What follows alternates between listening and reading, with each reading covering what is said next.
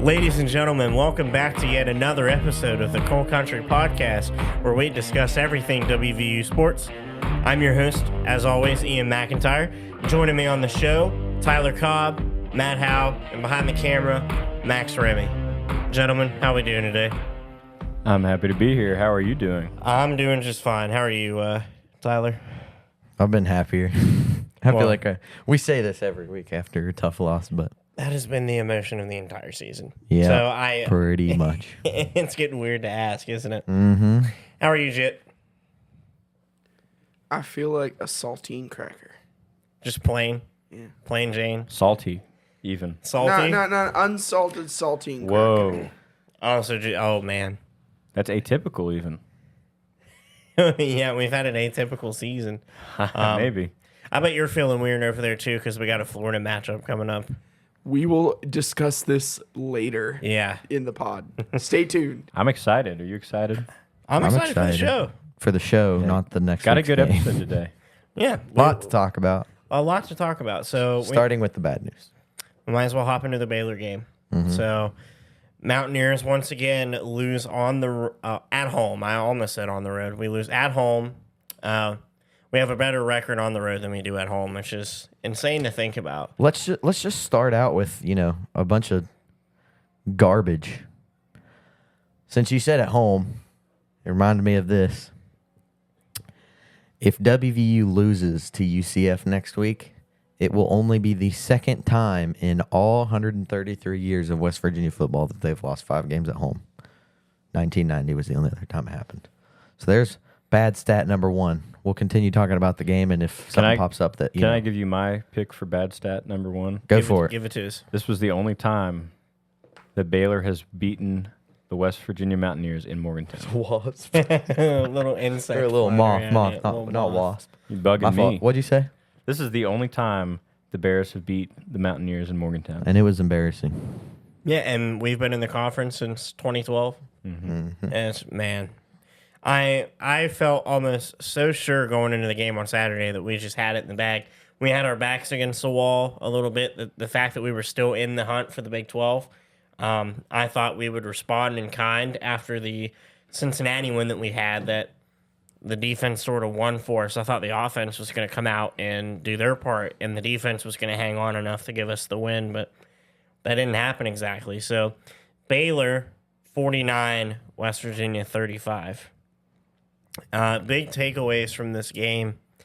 To me, Garrett Green is a huge X factor in this game. See, I disagree. I want to let you continue, Okay. and I'll say why later, but continue. I was going to say Garrett Green, over 100 yards on the ground rushing. But, again, a lot of questionable throws. I feel like there were multiple times. We sat right in the end zone. Mm-hmm. And when Traylon Ray caught that immaculate touchdown. The tipped ball. We really had no idea why that ball was even thrown there. There were 2 defenders that swarmed to the area immediately and honestly should have picked it off. If not, fell out of bounds, incomplete pass with it. They should have caught it. It was in the middle of double coverage. It wasn't anywhere near Traylon Ray until the ball was tipped, and he was standing right in the right place at the right time. But overall, for me, just questionable throws by Garrett and just questionable decision-making. What were you going to say about Garrett? Well, so I've got a couple things jotted down for offense and defense. Not really much to say about special teams. Preston Fox did have that one. I don't remember if it was a kick return or punt return, but he almost took it to the house, and had it not been for a shoestring tackle, would have. So he continues to be good in the return game. And then the only other, special teams blunder or success was a blunder, was the muff punt by Oliver Straw, and he's been really good all year long. So that was, uncharacteristic of him, and something Neil talks about is consistency and lack thereof. But one of the things I have jotted down for offense was Garrett really the right move? And before I say anything too rash, I would like to say that I don't think Nico wins us this game regardless. I agree. So regardless of the quarterback, I don't think we win this game. Garrett or Nico one would have had to put on Superman's cape and go crazy for us to have won this game. It felt very 2012-ish. first to 70 wins. And both offenses were showing up, and then the defenses weren't until the third quarter for some reason. What I do want to say is that I have seen all over the place that we're not in this game if it's not for how good Garrett played. And while I will agree that I don't think we're in the game as much as we were, had Garrett not played how he did, I also don't think Garrett played a good game.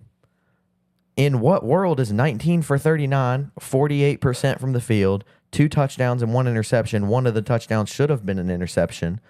A good game? I don't think it is. I don't either. Like whenever I was bringing up Garrett Green and I said X Factor, I meant X Factor as a detractor and not an additional. Like he took away more than he gave. I just think he played an average game. I wouldn't say he took away or he added. What I will say is that there were several throws where I was like, "What are you doing?" Like the one in the end zone. He was looking for somewhere to go, had nowhere to go, and decided to chuck it in triple coverage, try to get it to Traylon Ray. It worked out for once, but it wasn't a good throw. And then how many times did we look over and Garrett was making throws in the dirt? Yeah. I mean, there were 2 or 3 balls that were thrown at Cole Taylor, the biggest target you can have, and you somehow managed to miss him. Now, how much of that do you put on the O-line? And how much of that do you put on the receivers? Well, how much time did he have in the pocket on the touchdown pass to Traylon Ray? Have you seen the replay? I'd say 5 seconds. He had 4 or 5 seconds. 4 or so 5 the seconds. offensive line is giving him time on some plays. He's just making bad throws. So I'm not saying Garrett or Nico would have won us the game. Obviously, Garrett didn't. I don't think Nico would have either. I don't even know if Nico would have played as well. But I will also say that Garrett didn't add as much as I think some people are saying. His run game, yes, he had 129 yards on the ground. But let me ask you this. Why in the world is Garrett Green running 29 times, but C.J. Donaldson is only running 9 times? Sounds like he would be great in the running back position. C.J. Donaldson is averaging 6.7 yards a carry, and he's only getting 9 carries a game. I don't know what's up with that. He's supposed to be a premier back in college football. 9 carries. And the one that I keep going back to, it was twice. One on the touchdown before the end of the half where I don't think we got in. I've seen the replay. I don't think the ball crossed the plane. Oh, Garrett running in? Yeah. I don't think the ball crossed the plane. And then there was another one on 3rd and something on the other side of the field where we ran Garrett, scored the touchdown, but there was no reason it shouldn't have been CJ. I know we scored, but at the same time, why are you sending? I don't know how heavy is Garrett. Let's just look at this right now. We're looking at the pound for pound. Garrett is 5'11", 200 pounds, which I think is a little generous. Not the 5'11", the 200 pounds. Whereas C.J. Donaldson is 6'2", 240. You tell me, which one would you rather run? I mean, it's an obvious answer, and it's a coaching issue. It is very much a coaching issue. It is just a coaching skill issue. And then there was another one. Oh, man, what was I going to say? I don't remember. I've lost it. Oh, no. Dude, what play was it? There was a play. It was either 4th and 1 or 4th and short, and we decided to pass to Cole Taylor. I remember this play. It was 4th and 4. It was on the other end. Well, I think there was two. I think there was 2 4th downs. The one I remember that upset me. It was on the far end zone, farther away from the half from where we were sitting, and I was 4th and 4, screen pass out to the right. I believe he was down behind the line of scrimmage. Even is the one I'm thinking of, and that might be the one you're thinking of. So we went for it on 4th down 5 times, and I'm pretty sure there was one where it was 4th and 1 or 4th and short. And we threw to Cole Taylor. Why in the world do you have a 240-pound running back and a first-round pick left tackle, and you're not running your 240-pound running back behind your first-round pick left tackle to get the first down? I mean, I feel like I'm screaming at the TV when it's the Seahawks playing the Pats. Marshawn Lynch in the backfield, you run the freaking ball. I'm sorry, guys. That's why they make the big bucks. Yeah, well, they make the big bucks for dumb plays. I mean, I'm not a play caller, and I don't make the money, but in my eyes, that is dumb. That's just dumb play calling. I just want to hear reasoning behind all of it, because it seems like when the fan base has these types of questions about play calling, that no one ever wants to answer any questions about it internally. I would just like to hear more clarification as to why you don't take the simple play. Because I feel like that's football. You take what the defense gives you. Play. It seems like the obvious play. Yeah, I agree. Like, you take what they give you.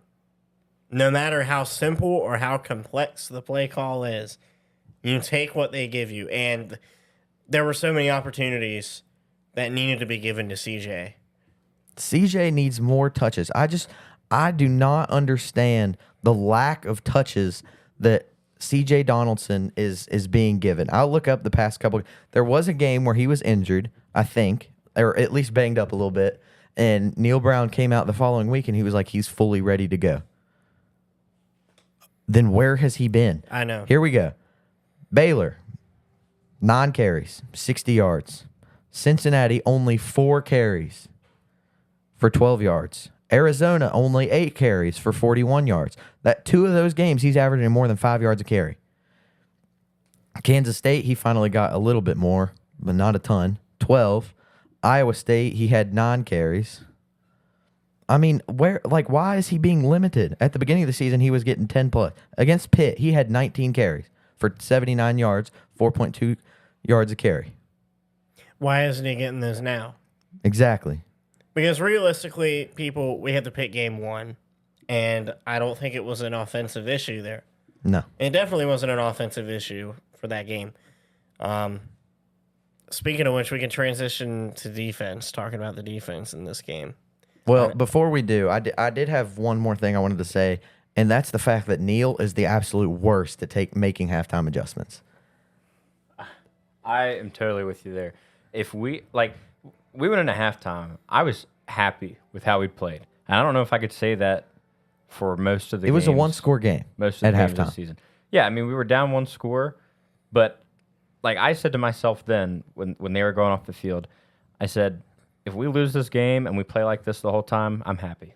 Mm-hmm. Even though we're probably out of the Big 12 championship, I think mathematically we're out. Period. Now. Yes, right? we are. We're not. Yeah. Well, no, you're technically still in it, but you need a gazillion things to go right. Well, we're out. Practically, it's over. That's fine. I'm okay with that. You know, when you have all these issues throughout the season, that's bound to happen. And here we are, right? But you know, at halftime, it was. I can't read. It was 35-28. Yeah. I was very happy with that. I don't even care that we're down. We might even lose, whatever. But just that looked like a good, especially the second quarter, we scored 21 points. And It looked they like gave it right back to us. It looked like a Dana-led offense. Like, yeah, air it out we were type out there doing offense. it. And then we came out in the third quarter. And, you know, credit to the defense. They didn't score either, but we didn't do anything. Right? And then you get to the fourth quarter. Garbage time touchdown. So in technicality, we did not score in the second half. Right. That was a garbage time touchdown. Yeah, I mean, Baylor's playing their second string. Exactly. And so here's your second terrible stat of the day. Second half performance through Neil Brown era. He is minus 127 in the second half. 59 of them come this year. That's point differential, right? Yeah. 59 of them come this year. And I also heard a bad stat. I was listening to Coos today. Shout out Coos. In this year alone, in the third quarter, Neil Brown and the Mountaineers have scored a grand total of all third quarters we played this whole year, a grand total of 3 points. I saw that one as well. Oh, man. What? Like, why? What is happening? I know the defenses are not coming out of the locker room with halftime adjustments are important. I get it. But you cannot tell me that the defense is the only one making the adjustments and you're not. That is ridiculous. That is ridiculous. When I heard that, I really couldn't believe it. And I knew that Neil Brown wasn't the best at adjusting in the second half at all. I knew that, like, it seems like we tend to give away games in the second half, or we tend that if we're losing going in the second half, it's a blowout at the end of the game. We said the same thing with Cincinnati. And same thing and with Arizona. Same thing with Arizona. And Yeah. Pitt. Like, we were up ahead. Yeah, Pitt was the exact same way. We were up ahead or doing well, and they just crawl back up to us. You know? Thinking of it, I'm not exactly sure what game it came from, but I'm thinking it may have been the Pitt game where we got that 3 points in the I don't third remember. quarter. It might have been. It might have been I don't Pitt. know what game it was, but or Albany. Or Albany. Yeah, No, we crazy. scored against Albany. I feel like we had to have. Maybe it was Big 12 games. Are you sure it wasn't Big 12 games? Here we it could have been, but look at Albany real quick. I think it was Big 12 games. Is it Big 12 games? Something like that. Well, but either way, unacceptable. It is. But look up the Albany game anyway. I want to see if we actually did score in that third quarter because it wouldn't surprise me if we didn't. I think we had to have because we were only up one touchdown going into the half. 14. Yeah, we scored 14. So I think it's Big 12 games. Okay. I don't think it. I think it was Big 12 games. But still, yeah, the games that matter. Take a gander and see if it was the Big 12 games. But it's the that's games about that all matter. I have on the offense. Yeah, it's like, come on, do something. I don't care if you have to throw it 50 yards down the field every play. Try to get some yard. Like try. It seems like he's not even trying. Yep, it was against Kansas. Oh, okay. It was our third quarter. So what about check Iowa State, Kansas State, Oklahoma State, we're just making them run down the list, etc. here. Yeah, just run down the list. 0 against no Kansas score, State. K-State. I skipped Oklahoma State. No score. Yeah, so it was Big 12 games. Yeah, Iowa State. No score. Which, like we said, is still unacceptable. And whenever you play Iowa State and Kansas State, which now are the hold on games here against Arizona, I have a scoring 7. in the third, Is that a car horn? that was a car That horn. was funny. They're listening. Maybe Kuz's facts are wrong. I don't know. I don't know. Maybe you missed that one. Cincy, we also scored a touchdown. Huh. So that's what, 17 tallied up? Was it at home then? Maybe it was It Big might be. 12 games Was at it home. Oh my gosh, here we go. We're fishing through the facts here. We're trying to figure out that what it makes was, sense. guys. Yeah, that makes sense. I mean, Which, either way, we already talked about the terrible stat at home. We've already talked about the terrible second half performance. Let's just move on to the elephant in the room, and that's the freaking defense that can't hold their own. I don't even know what to say about the defense. Well, they were great in the third quarter. Before we say anything, Neil Brown, I mean, this is just an embarrassing comment from you, okay? He tried to shift the blame on the offense. I don't remember what it was word for word, so I'm paraphrasing, but we're not playing complimentary football. The defense came out in the third quarter, gave our offense a chance, and the offense didn't deliver. Okay, what about the defense that gave up 35 points in the first half? That should be the total points you score in a game, not the half. So That is the total points we scored. Yeah, that's the total points that's about what we score every game. It's just over 30. And he tried to shift the blame onto the offense when the offense was the only reason they even had a chance in this game at all. They kept them in it through the first half. I understand the defense came out and played a little better in the third quarter, but you were not there the entire first half, and you were barely there in the fourth quarter. So don't blame this game on the offense, even if the offense did not play great. I agree. Right, continue. There are just so many issues with this team up and down the order. Like with the defense, missing tackles, missing assignments, getting the zone broken, getting beat in man coverage. It's like, how many times did you see a screen go for yardage? It seemed like all Baylor ran were screen passes. Holy cow. And it's just bubble screen, bubble screen, bubble screen. Like 30 yards, 30 yards. And you'd think, what have we said all season? It was like halfback draw, bubble screen on 3rd and long. That's Neil Brown's playbook. You'd think for somebody that runs them so freaking much, you'd know how to stop them. Yeah. But no. Also, can we talk about the Baylor guy wasn't down? You know, he ran into the That was end funny. zone. The fact that was even a question. Well, so I think it was because the guy was so, like, the Baylor player, I don't remember who it was so determined to get to the end zone. So the refs were like, maybe he wasn't down, so we're not going to blow the whistle and we'll just check it out and replay. I think that it was a combination of that. I don't know. I mean, from my perspective, I'm going to say it. It always seems like no matter what the context is, the refs have something against us. Well, it's always going to see that because we're biased. No, I agree with you, but it always seems like I don't think this was a terrible officiated game. I don't think it was bad. Now, the one PI call that I think was a turning point in the game in the fourth quarter, I think it was the fourth quarter, that was not a – I don't think that was a good call. But then there was one drive where we ended up scoring. They gave us like 3 first downs in a row on third down. I don't know, man. So I don't think this was a terrible officiated game. It always does seem that the refs are against us, but – again, we're always going to see through that lens because we're West Virginia fans. I've never watched one game where I thought, man, we're getting a lot of calls. But you have to think about it like this too. The team should not be playing to where the refs are dictating the game. You need to play better if the refs are determining the game. Now, if it's a tight game, like Penn State, let's say that was a close game and the refs are making calls in favor of Penn State, then maybe you have an argument. But if it's a team like Baylor that has never won in Morgantown and you're playing like you're playing, you can't give it up to the refs. Well, I don't think you should ever have to give it up to the refs. Well, I agree. But for me, I just don't like the officiating in general. I don't know. I just have a problem with officials. That goes back to what we were talking about last week, is that they need to be held more accountable. Yeah. But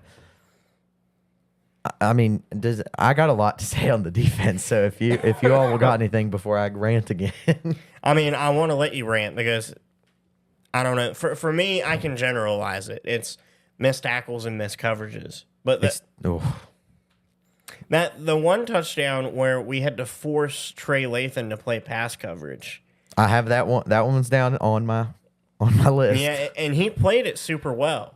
Oh yeah, that was just a heck of a catch. Yeah, by the that was an Baylor absolute receiver. Dime of a pass. The one that gets me is the wide open seam down the middle. How often have we seen that? And then Neil Brown even came out in his press conference and said, "We're in cover 3." Didn't we see that against Albany? We've seen it against Kansas. No, not Kansas. We saw it against Kansas State, Iowa State. I'm sure we've seen it against other teams. But wide open seam and you're in cover 3, that doesn't happen. If that happens, then you have got major issues, which, I mean, we know we've got major issues. Yeah, it's like, what are they thinking? I want to know what they're thinking. I don't know, man. I mean, I literally, this is my note, is terrible secondary play as usual. That's my note. It is not good at all. And here's what I don't understand this. At this point in the season, it doesn't matter. But why are we not just playing man and blitzing everybody? Play man and blitz everybody. Because the pressure is what gave you the turnovers in Cincy. Mm-hmm. You forced Brendan Sorsby into bad situations.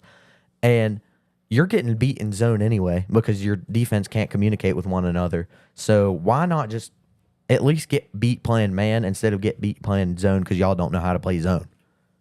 I would agree. That's all I can say, because it seems like when we play zone, the collapses that we have in coverage are way worse than if we get beat off a man press. So at this point, yeah, like blitz and see what happens, because like you were saying, the turnovers we forced were from pressure. And we have the guys to create pressure.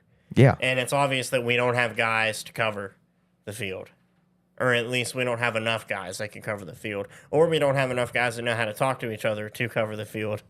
Oh my gosh, there's so many problems with our defense. Lots and lots and lots of problems. So many issues. You got anything else on the particularly? Oh, yeah, I do. This is another coaching decision that, I mean, coaches are going to coach, so it's up to them, not me. But Josiah Trotter was not able to practice this week, and he had to sit out the first two series of the game.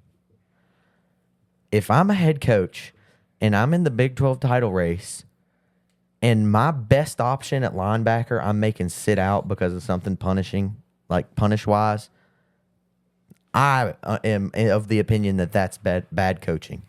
You play the games to win, and you put yourself in the best position to win, and the best position to win is having Josiah Trotter, your best linebacker, in the game. Punish him at practice. I mean, there's got to be other ways to punish a player for missing practices than basically you're punishing the team. That would be like, hey, Garrett, you didn't show up at practice this day. Nico, you didn't show up at practice today. We're going to start our third-string quarterback because these two didn't show up, and punish the team. I don't agree with that. Again, I'm not the coach, so I don't get to make the decision, but I think that is terrible coaching when you're fighting for the Big 12. I wouldn't do that personally because, like you were saying, there's a bigger picture to it all. Instead of just punishing your overall best option regardless of if he practiced or not, he's still your best linebacker. Yeah. So I didn't know that, actually. Yeah. I just found out today, so. Well, after we're diving into all this Baylor stuff, it's got me confuzzled. All kinds of... you know what? I did forget one more thing. That's my fault. I wanted to mention this. This was... Oh, check out the phone real quick. I just saw that. Yeah, we'll fix it here in a second. Saw you. You getting them off? I caught it, man. There we go. This was by Chris Anderson at some point in the game. I don't remember if it was just after halftime or right before the third or fourth or something. Sawyer Robertson is now 25 of 33 for 327 yards, 3 touchdowns, and 0 interceptions. That is the 5th time in the last 4 seasons an opposing quarterback has thrown for 325-plus yards, 3-plus touchdowns, and 0 interceptions a game. Mind you, he ended up having a better game than that because he had 1 more touchdown, a couple more yards. I think that was their first score in the fourth quarter. Yeah, when that came out. Yeah. So, like I said, that's the 5th time it had happened in the last 4 seasons. It had only happened 6 times in the last 129 seasons. So that just goes to show you that this year's secondary is not an outlier. It seemed like not just the past 4 years, but the past 6 years, it's been historically bad. Like, looking at the record, you can say, oh, we're just a little off, historically. Beanie was a savior. Yeah, he was. Absolutely. He was probably the biggest reason, if not the second or third biggest reason that we went 9-4. Yeah. So, I mean, I didn't anticipate his loss being as big as it has been, but it was. I mean, he's now starting for the Steelers, making game-altering plays night in and night out. So you can definitely see the impact, especially when we're losing to freaking Baylor, man. Come on. But credit to Baylor. I don't mean to discredit Baylor. They played a good game. Yeah. But come on, man. Like, Baylor has been better than anyone gave them credit for in the league so far this year. So we'll take it how it is. So are we all wrapped up on this Baylor game before we move on to greater things? Yeah, we've been going about 30 minutes. I say we take a break. We're going to fix the phone that y'all can't see and come back. All right, sounds good. All right. All right, ladies and gentlemen, welcome back. The technical issue has been resolved. So we're done talking about Baylor. We're done getting in the dumps about it. Yep. We're going to move on. We'll talk about UCF later. For now, we got a whole bunch of miscellaneous things to discuss in the world of West Virginia sports, starting with the soccer team. So just yesterday, we're recording on Monday. Just yesterday, the soccer team played Marshall for the Sun Belt title, and we won it. Big win. And it's a big win. In a penalty shootout, right? In a penalty shootout. Yes. Yeah. I think, I have not heard, I think we made all 6 of our goals, and they Marshall missed one. Yeah. And made 5. So it came right down to it. Big win for right W. down to it. Yeah. At least we can hang our hat on one sport. That's true. Well, a couple.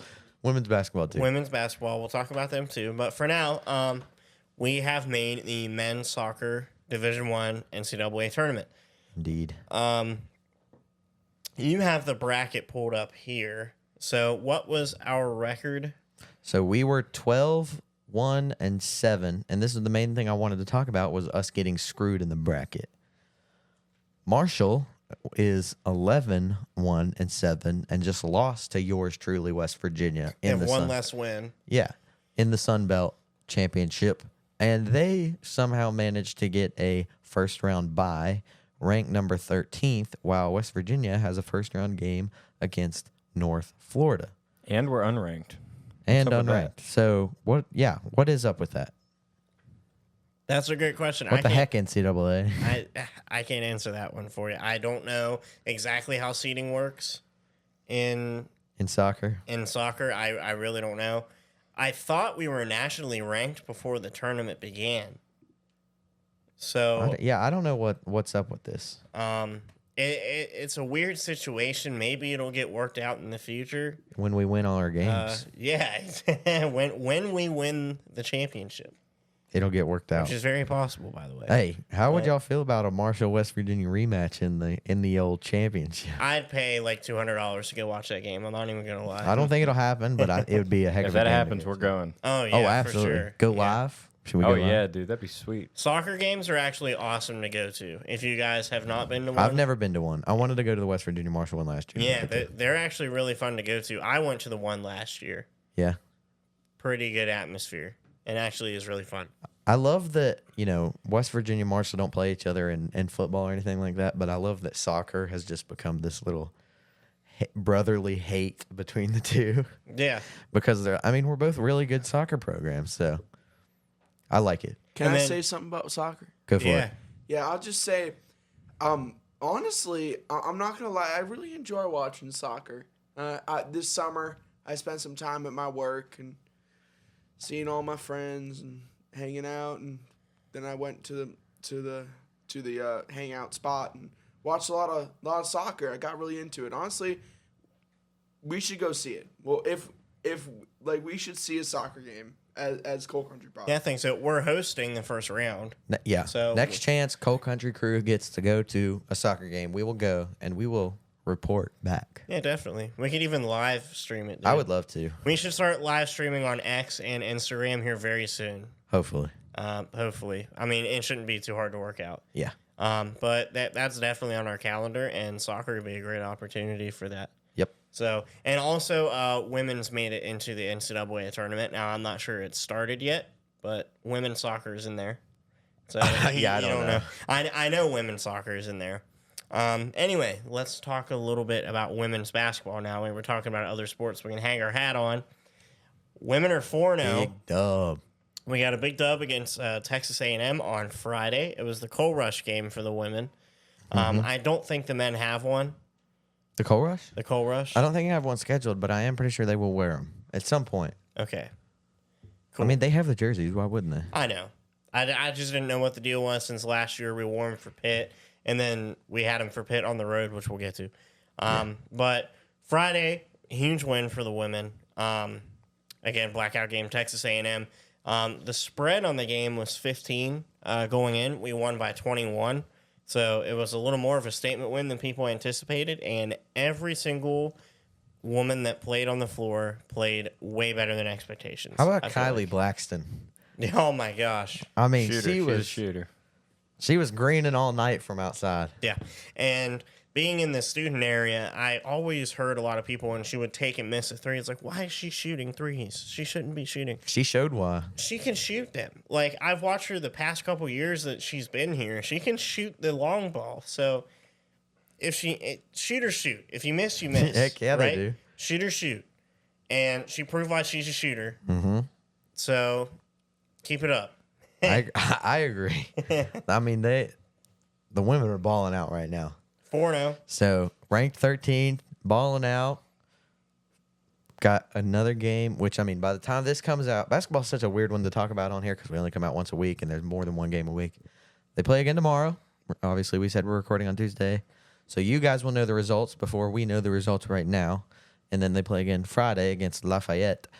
And that one will not be out before the podcast. So 2 games this week coming up, looking to get 2 more wins and advance to 6-0. 6-0, baby.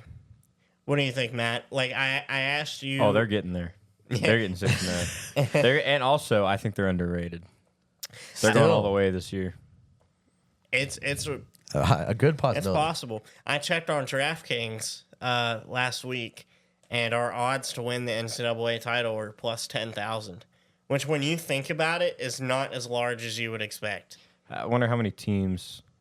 Like D1 teams have women basketball. Like odds. Sorry, how many schools have women's basketball teams? Oh, so like, who are we competing against? How many people like are we competing against? The blue bloods of. Yeah, like how many teams are there out there that we would have to compete against? In essence, I mean, we're going to the tournament. I think we're going to do well. At the very least. We're going to win. Yeah. And right now, we're ranked 2nd in the Big 12. We'll see how that goes. I think we're first in the... Who's first? ranked ahead of us? Iowa State. Iowa State. Blasphemy. Oh. Yeah. Well, I don't know. I've seen different polls. I think they have Iowa State ranked first, then K-State, then us. And I think the next on the list is Baylor and TCU, if I'm recalling correctly. But, different polls might have different standings. My opinion on the Big 12 women's basketball landscape right now, Iowa State is definitely up there. They have Audi Crooks, standout freshman last year. Mm-hmm. She's obviously an incredible player, but I am of the opinion that we have the more rounded team. I mean, there's 10 teams that are still undefeated, all 3-0, 4-0, and 5-0. Yeah. But like to me, we have the most complete team in the league at every position. Heck yeah. Like K-State and Iowa State are the best at the center position. Sure. So, I mean, I feel like the center position is more important in women's I'd take basketball. Kylie Blackston over them. Yeah, I mean, She can hit the three ball. and we have different types of people that can fill that role. You know. Yeah, I agree. I was going to say Who was it last week that was... I think Jordan Thomas comes that's in who it was. and she does really well. Yeah. And Danelle Erigbabu last year against Iowa State came in and just she played out of her mind against Audi Crooks, especially in on Morgantown. defense. Yeah, We- I mean it we was need it. fantastic. Shut her down completely. So we have the skill set. I think it's CC is now also filling in for that. And you know we have some girls that can play around the court in different positions and just all around are very skillful. So, like you said, I think we're going to have a really strong season. We are going to have a really strong season. I mean, just like every Mountaineer team, we seem to get 1 or 2 losses on the year that we just shouldn't get, which I'm still fully expecting. But Oh, sure. it's not going to hamper us. But I mean, last year even I think we were undefeated until basically February. Yeah, we were 12-0, 11-0, 12-0 Yeah, before we lost our something first like game. that. And I think it was Yeah. against Texas at home, but It was Texas, but we kind of expected that. And Texas isn't as good this year as they were last no, year. and they're And out not of in the the Big conference. 12. And not in the Big But 12. if we meet them in the tournament, in the NCAA tournament, we'll show them. Talk about the a improvements we've casual made. spitting facts over here. We know what's up. He's an elite women's basketball ball Well, knower. he is. Yeah, like me and Tyler talk a lot about football. Matt knows more than probably both of us on the women's Well, basketball front. I've been to every home game so far this year for both the men's and the women's teams, and it's still early in the season, but they're electrifying to watch. And I gotta say, the crowd in the Coliseum, you can call it a crowd this year for the women's games, which is really nice. It's growing. And against the Aggies last week, you could feel the atmosphere was. Well, they came out. It was different this year. It came out of halftime, and it was booming in there. Yeah. Yeah, it's really, really cool.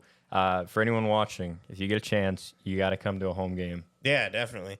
Like, I came to the Pitt game last week, and obviously because it was Pitt, we had a crowd. Yeah.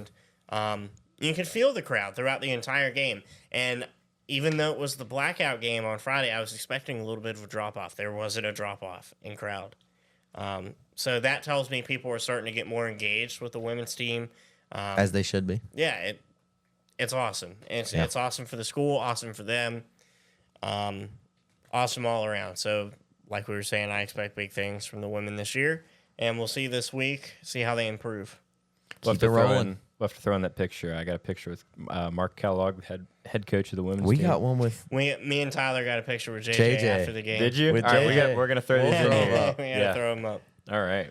moving on to men's basketball. Moving on to the men's team. So the only game that happened last week was the Pitt game in Pittsburgh, and we lost that one in kind of embarrassing fashion. Yeah. Couldn't keep up. We couldn't keep up. it's- We got a very bad start. Pitt got off to a very hot start. When the opposing team is hitting as many shots as they were, and you're not hitting your shots consistently, and you can't get a rebound to save your life, you're going to lose games. And so you were texting the group chat afterward, a little upset at the loss, which you have a right to be. I mean, it's a rivalry game, and we didn't show up. But at the same time, I was trying to tell you, like, it is year one of a head coach, year one in a new system, year one with an entirely new crew. So I still think, it sucks that we lost the Pitt game on the road in the way that we did, but we got to build something first. So I'm not over analyzing this loss in particular. I think there's a lot more to be excited about than to be, gropey about. Not to call you out. Well, I would agree. It's just hard whenever you play your most bitter rival Yeah. and you have expectations going into the game, even though Pitt was favored. I wouldn't say heavily, but Pitt was favored. and rightfully so. Pitt is supposed to go to the tournament. They got snubbed last year from being in the tournament, and they're supposed to be a top team in the tournament this year. So I can see why they were favored. And going in, I'm like, hey, we may or may not win, but I do kind of expect us to win. We've been on this streak in Pitt where we hadn't lost in their house since 2011. Yeah. And we lost. It's just, if we lost by 7 points, this would be a different story. Which I think if we didn't get off to that slow start, if we would have rebounded a little bit more, if we would have made 8% more of our shots in the first half, it would have been a close game, and then that probably would have changed the momentum of the second half entirely. Like, if we would have lost that game by 7, 8, 10 points, it would have been different. It's the way that we lost that I felt that way. And then resting on it, as resting with every single loss, you gain a little bit of perspective. So I still am excited to see where this men's team goes. There were a lot of good things to come out of that game. I was watching it from home. When, in the second score, they only outscored us by 2 points. In the second half, they outscored us only by 2 points. In the first half, they doubled our score, and, we had, like, Tucker DeVries fouled out, for example, but in terms of turnovers, they had more turnovers than us. We doubled their steals. We had 2 more blocks than they did. The foul differential was there. We had 22. They had 14 fouls. When you look at the free throw percentage, we only shot 53 from the line. That's got to be major improvement. Yeah, definitely. That just seems like a characteristic of our men's team. It's just the free throws. Well, and I would say it's so early in the season. They've now played 3 games against opponents. And, how many of these players were even on the team with one another before, let alone on this team? It's still really early in the season, and you can definitely tell, at the home games I've been to, they enjoy playing with each other, and there's a lot of skill there. It's just you have to develop that into, the team. So I'm excited to see how they do the rest of the year. I don't think it'll be nearly as bad a season as it was last year. No. You never know.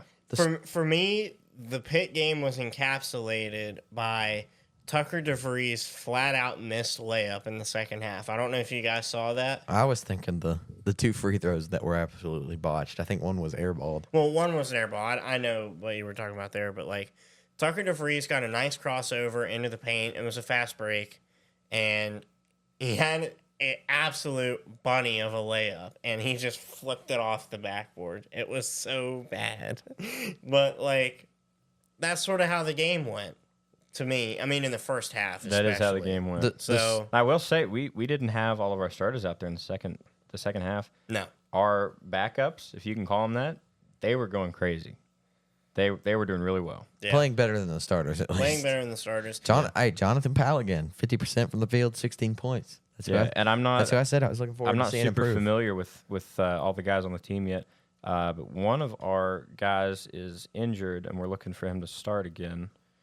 Soon. Why you find that? The story of the game was they shot 48% from the field. We only shot 38. They shot 37% from the 3. We only shot 20% from the 3. They got 45 rebounds. We got 32. Yeah. So Pitt's not always going to have a hot shooting night. West Virginia's not always going to have a terrible shooting night. The rebound is the situation that right now you can't really fix. It's more about finding ways to win in spite of lacking size. When I played ball, that was the biggest thing for me was rebounding. Oh, yeah. Because a rebound is a 4-point swing in any Pretty team's much. favor. Like, you get a rebound, you automatically have a 4-point swing in your favor. You have an opportunistic 4-point swing, and that's why it's so important to grab boards. Yep. But anyway, we're still excited for the team. We will persevere. We will move on. We're playing Iona this week. Wednesday. Again, y'all will know the result before this comes out. So now, that player who's out, Jaden Stone, averaged 20.8 points per game last year with 5.6 rebounds, 2.7 assists. So that'd be a good addition. Hopefully he's healthy soon and is back in the game. Yep. It'll be interesting to see how the team chemistry will work him in, but I'm sure we'll find a way. It'll be good. Hopefully. I still have hope. All right. Unlike some other sports. It's too early in the season to be hopeless. I agree. That's true. Especially when you play 32 games in a season compared to 12. Yes. All right, let's move on to. You wanted to do position grading Before. for. I just want to make a quick note of this. We don't have to talk about it too much, but the new TV deal news that came out today. Oh yes, I did So- not have that written down. That Yeah. explains that. This will be real short, sweet, simple. Just recently, and it's because of the ESPN basketball NBA thing. Yes, it is because we all knew last year, us sports fans, we knew that Inside the NBA on TNT was coming to an end. We heard all of the Charles Barkley retirement announcements, and then he eventually decided he was going to come back and finish out his contract. What ended up happening with that just yesterday, I think, is when the news broke. ESPN decided to take on Inside the NBA.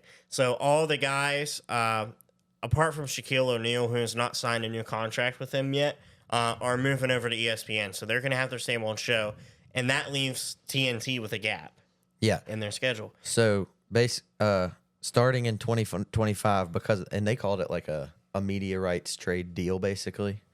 TBS and TNT starting in 2025 will stream Big 12 basketball and football games. They will have 13 football game spots and 15 basketball game spots for 6 years. And so it won't affect West Virginia directly, but it's huge in terms of the Big 12 because rather than viewing games on ESPN Plus at 3:30, you can get a good spot on TNT. So it's like a more streamlined viewing. And, you're not paying a subscription for ESPN Plus just to watch the games, which I know we all hate. You don't have to do that. It's a more streamlined experience for the casual fan. Yeah. Somebody who's not a fan of a certain program will have way easier access to be able to watch the game just in terms of pure interest, which means more brand exposure. And I tweeted out on our Cold Country podcast account on X, go follow us at Cold Country WVU. I tweeted out after the Baylor game, post-Baylor game reaction, we need money and fast. Yep. And That's probably why the deal went through. They were following us. And because this won't help it right now, this is more of a benefit of the future thing. But Brett Yormark in his statement said that in the future he doesn't necessarily want to do bid out the media rights as one package and would consider doing it in several small packages broken up. And so that's huge in terms of, getting more money from different media companies, TNT, ESPN, all that stuff. So Yeah. little knowledge right now, but could have a huge impact in the future. Pretty much. Yeah, definitely. It's a small thing, but it's worth talking about, man, because it is something we desperately need in this new age of NIL. Man, Yes, something desperate. I guarantee you there are certain players on the big teams that are getting paid more than Neil Brown is. Some NIL deals are wild, man. Yeah. So if we want to be able to compete on a national level now with paying guys, Yeah, we need money. absolutely. And also, if we want to make changes to our coaching staff, wink, wink, we need money. So, Desperately. yeah. And again, this is more of a thing of the future, but it was desperately needed. I'm really happy that we struck a deal. Very good news. Yeah. It's great. Now we can talk about Position grading. Okay, cool. So we want to go ahead and grade every position group for the football team. Is this over the course of the year, or is it just the Baylor game? So we're 10 games in, and Yep. I think we know what we are at this point. Mm-hmm. Expectations have not been met, and I want to find out why. And so I think it would be a fun exercise to do that. We all just kind of go around and give our grade for the different position groups on the year. I don't think we need to do too much explaining on this either. We can just letter grade all the way down. Yeah. Jet, you want to get in on this? If there's anything too, out of pocket, we can discuss Yes. it. But I think for the most part, we'll kind of agree. Agreed. So, Yeah. do you want to get in on it, Jet, or do you want to Want to keep doing your research. just back keep doing there. your research?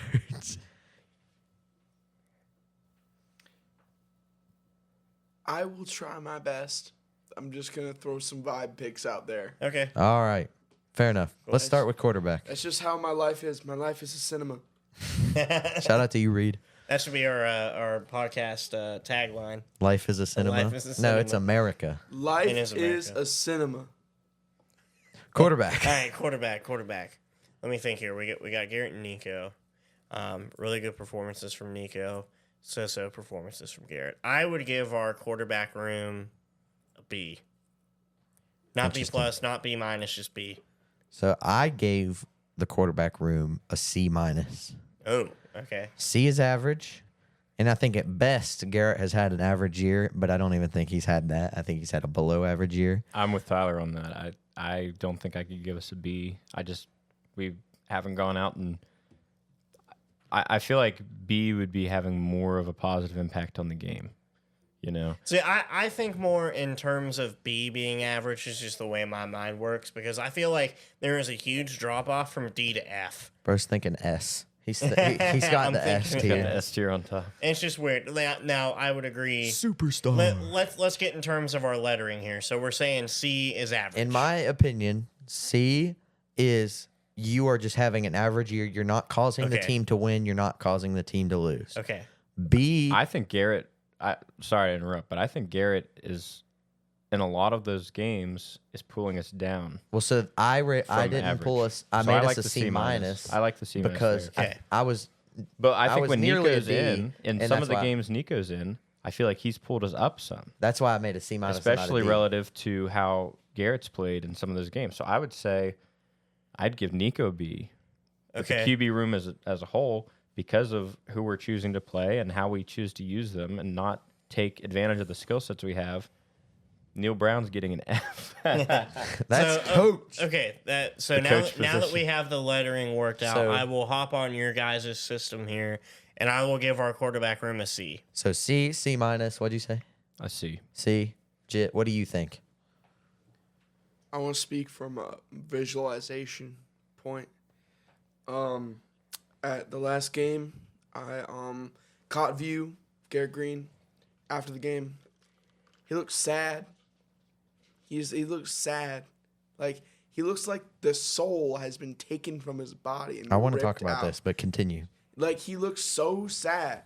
He was like taking pictures with like old ladies and stuff. Well, that was his parents, my guy. I don't know, man. Did they look sad too? They look sad. Everyone looked sad. I did Sad see him old on the ladies. field with his parents post game. Dude, I don't know. I don't know his family. Do I need to know that? No, Well, I body don't. language is important. But Yeah. like, he just looked sad. I'm like, bro, just needs. He's been going through it. He just needs a bowl of Kraft mac and cheese, I agree. a lazy boy, and he needs some guy to just sit down and be like, hey, you need to think about stuff right now. I think he needs time away from Neil Breezy. I agree. I So feel you like- think what would you give after your Letter analysis? He Letter needs a grade. snuggie. He's like a C minus. So you're with me. You're So saying- overall, we But he gave him needs, basically but a he C. needs a flannel snuggie. I That mean, will Okay. fix him. That sounds like a C to me. Yeah. All right. Interesting What's the analysis. next position? before we go on, I do want to say this would be short and sweet and simple. I think Neil's lost the locker room. The body Yeah. language is No question. not No. good at all. I'm not nearly as active on the socials as you are, especially Tyler. But am I mistaken from where I heard that the team wanted Nico to play instead of Garrett? So I have seen that, but I can't confirm because I don't have any, direct contacts with any of the players. We will next year. Well, let's just start messaging them. They probably want to come on. And talk about have an Neil anonymous, Breezy. have an anonymous Matt- little chat with some locker room. Me and you are getting media credentials next year. we Bo- are getting media credentials. I'll be down All on the I'm field. saying is body language is important, and if there's a clip out there of T.J. Jackson after a secondary breakdown, again, like it normally is, and he was just like you can tell he's frustrated, Yeah. and he has the right to be. T.J. Jackson is giving it his all and playing high level football, but the secondary is giving up 50-yard touchdown passes every 2 plays. Wide so open. he Wide has the open right to 50 be yards. upset. I understand. I think he's lost the locker room. Neil Brown has. Moving on to running back. All right, running back. This is hard to grade because they aren't used the way they should be. That's exactly what I'm thinking. We just need to give Neil the grade. I give the running backs at least a B. And I mean, Oh my goodness! you remember a couple weeks back when I was talking about Nico's stats compared to Heisman candidate quarterbacks. Mm-hmm. You need to play to see what you can do. And we have played some, and what we've seen is great. And then instead of continuing to flesh that out, we just don't. We just don't use them. How does that make sense? Yep. For me, my letter grade for the running back room, A-. Fair enough. I gave him a B because an A in my eyes is you're the reason the team is winning. And although I think they're on the edge of that. I agree. I think they're close, but I don't think we've seen enough. I mean, neither running back, and again, this goes back to Neil not using either of them properly, but neither of them have been in, top running backs in the Big 12 conversation, top running backs in country conversation. It's always Devin Neal, R.J. Harvey, Ollie Gordon, although Ollie Gordon hasn't been that much this year. But they're not up there. And so I don't think they deserve to be at an A just yet. Or at least, I would say just yet. Like, there's tons of game left. But I think they're a B, not necessarily an A. So what would you say? What grade? I said at least a B. Now, I will say, to your point about, utilization, there's also the question of overutilizing, right? So if we go out there and we give them the ball every time, how different would that be than, letting Garrett have 20 carries in a game? Like in the last game, he had over 120 rushing yards, and it was at his career high, I think I saw. Who? For Garrett. Oh, in rushing yards. No, rushing yards. Oh, I don't know if it was rushing yards. I think I saw that. I might be mistaken. And that's great for him, but how much did that impact the game, and was it even good? Because how many more yards could you get if your passes weren't sideways and backwards? You know what I mean? So overutilization of different things is definitely not a good thing. But I definitely do think they're underutilized, and they don't detract from the team. My whole argument with this is Oklahoma State. I know Oklahoma State's a bad team. You look at our 63 carries in that and how we destroyed them. But that's an outlier against a really bad team. An outlier. The rest of the games, we haven't shown up like we did. But that's what I'm saying. Point, we overutilized them, and it worked. But we didn't utilize them enough in some of the other games. Yeah. In every game after that, like K-State, Iowa State, we were like, yeah, let's run the ball because that's what we can do. We can't pass, right? And then we went and we didn't pass or run the ball. We did this we did this jumble of both called a screen pass, where you basically here's what a screen pass is to a casual fan. And America, let me know if you agree with this statement. Instead of running the ball from the middle, you just teleport the ball to the sideline and then walk out of bounds. That's what we do every time we throw a screen pass. You're shaking the camera big time, brother. I'm impassioned. Instead of passing the ball forwards, we just change the starting position for a run and get pushed out of bounds. That's exactly what we do when we do a screen pass. Baylor knows how to do them. Well, I hope we're reviewing film. What would you say, Jit? What would you give the running backs? Give us a quick grade. Yeah. B. Okay. Fair enough. I like it. So we'll say B+ kind of thing. Yeah. All right, next position. Wide receivers. Mm-hmm. All right. Wide receivers. I don't want you to see mine. I don't want to influence you. I can't read it from here, dude. Okay. I can't read it. It's a little difficult again because I feel like we have a lot of raw talent in the wide receiver room, but do we use them correctly or do they gain enough space? I don't know. That sounds familiar. Yeah. It's almost like we talk about these things on the show every single week. I will give them a C. I was much harsher. I gave them a D+. Wow. Now I'm questioning my opinion. All year long, we want to get onto Garrett for having a terrible completion percentage, and although I don't think Garrett is a high completion percentage quarterback, a lot of it is on drops. How many did we see last time? There was a 4th down drop by Cole Taylor. There was a 4th down drop by Justin Robinson. I mean, there have been drops galore. And then also, how many times have you seen running backs running the routes and just creating no separation whatsoever? I'm changing to C-. It seems like every big play down the field, you look at Baylor. They had several explosive plays down the field where their guy was wide open. We have not had that happen once this year. It has always been it's had to have been a good catch. The 2 long passes against Arizona that Nico made, it was tight coverage and it just had to be good catches. Same thing goes for Cincinnati. Same thing goes for this game against Baylor. They have been tight catches because the wide receivers are not getting separation. And this doesn't really go into the grade as much as it does just, I want to talk about the personnel. I think Hudson Clement has firmly made himself wide receiver 1. And before we go on as well, I would like to say thoughts and prayers out to Traylon Ray.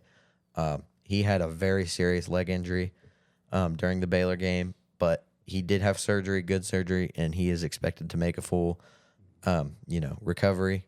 So thoughts and prayers out to Traylon Ray. Mountaineer Nation is behind you 7. Just wanted to say that.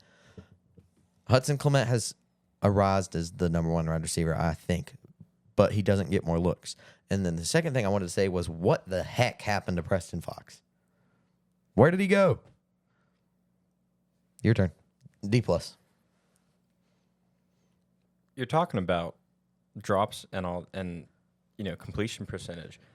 When Nico's the quarterback, his completion percentage against the conference is 67%. I know. So, wide receivers, their stats are intimately tied with the quarterback. Garrett Green's stats over the year, he's at 52%. I think that makes a big difference, like a massive difference, especially when you go out and throw 30 passes, like you did in the last game. If you're only getting half of those, your receiver is only getting half the opportunities, I don't know. That goes both ways. But how much? I agree that it's. Now, I heard, and maybe it was you that said this. Day got a catch, by the way. Day Farmer got a catch. I forgot about it. Go Day. I love you. Please don't transfer. I think it was something you'd said. If you can touch the ball, you can catch the ball. In most situations, that should be how it is. Let's go, baby. We have not been the team that can, Spider-Man. You stick your finger out and. No, unless it's Hudson Clement. Well, yeah, and he's had some really fantastic catches this season. It's not fair to give the receiving room such a low grade, I think, when the quarterback we put out there is just not doing well. He has nearly as many interceptions as he does. It's 11-9. I checked it earlier. Yeah, he has nearly as many interceptions as passing touchdowns. And it would have been 10-10 had that one got intercepted. Yeah, I mean, take your top, 5 NFL receivers of all time and put them out there. If he's not throwing the ball to him, you're not going to get catches. You're not going to get yards, and you're not going to get scores. I'm not saying Green is a horrible quarterback, and I'm not saying that Nico would completely change, the way the season has gone. But is it our receivers' fault entirely? Absolutely not. And I think a D is too harsh. I'd have to give him a C. And again, I think it's hard to grade. Not that it's a bad grade or a good grade, but how can you tell? Like you said with Hudson Clement, he makes fantastic catches. How many times does the ball get thrown in his direction? Bless you. Bless you, Jake. All right, Jake, give us well, a quick grade. I would like to add that you do make a good point because there was one point in the game where both of you, I don't remember this play, like I don't remember seeing it because you all had to point it out to me, but Green had Hudson Clement wide open down the field. Oh my gosh, and missed the read. I remember that. I don't usually get angry watching the game. I do. But I'm sitting there in the stands and we're on our own, 30 or whatever. Hudson Clement is standing on the Big 12 logo on the far end of the field. There is no one within 20 yards of him in a big circle. He could have tossed that ball. Hudson Clement could have done a backflip and then closed his eyes and caught it. He was so wide open, absolutely no coverage. So maybe I'm being harsh, but I think to an extent they would be creating more separation. When you look at the stats, C-. we are where we're at. Yeah. Jit. C. I like it. There we go. Pretty much middle. All right, I say tight ends have been solid. Are they worth grading? I think they're a B. I mean, Cole Taylor's been pretty good. I gave him an A. I think this has been the best part of the offense. Cole Taylor does not get enough targets for whatever reason. He's one of the best receiving tight ends in the country.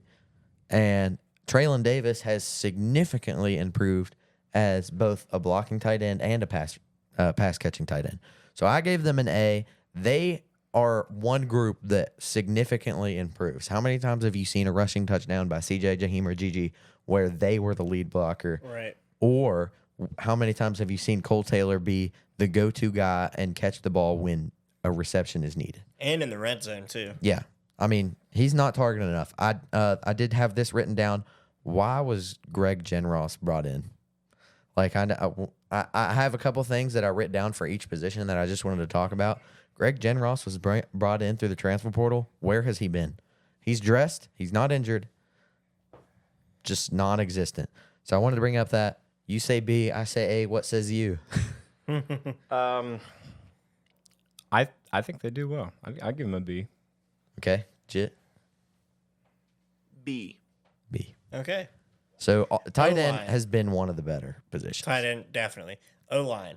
I say B+. For the O-line. We're We about have there. some studs on the O-line, so We're I about give there. us a B+, but that's a really good part of our offense. I have B-.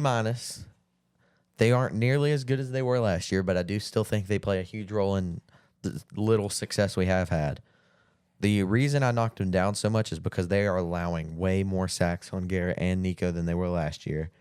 And Jaquay Hubbard and Brandon Yates have been a serious problem, whether it's with the sacks, the sacks that have been allowed, or the 2-3 games in a row that Brandon Yates has struggled with bad snaps. So I knocked them down severely for that, and just the fact that they have not been nearly as good as last year. I gave them a B-. I can get behind a B-. B-. Okay, that was a quick Defense. one too. D-line. So we'll go D-line, linebackers, secondary. How about that? We'll group safeties and corners. That's what I into- did here. Yeah. Okay. Let's start with the D-line. I will give us, it's definitely the best part of the defense by far. By far. Even though the linebackers solid, just eye trotter, but D-line, best part. B. I have written down a B+, but I'm going to bump it to an A. I'm going to give them an A. Okay. Consistent pressure.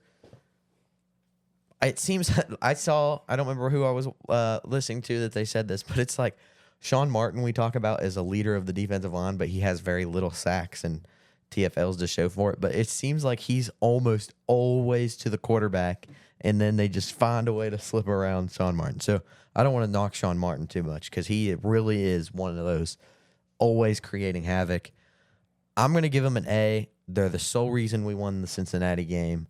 They have been consistent all year long. They're the best part of the defense by far. I'm going to give them an A.